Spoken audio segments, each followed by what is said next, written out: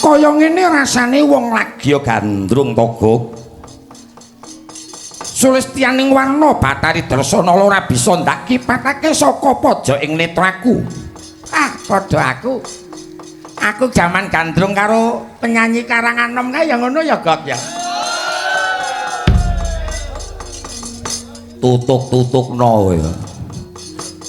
Biyen kaya ngono saiki jan wah wis menis. Wandamu lung. Mung derajatmu pengrawit rumah semua. Ning rak laris lho nyepelekke aku. Kowe payu ya mung saben gluduk kaya. Iya, pamero anggere gawe status enenge iki mung saya meneh tahun baru kuwi pasang tarif kuwi. Ora.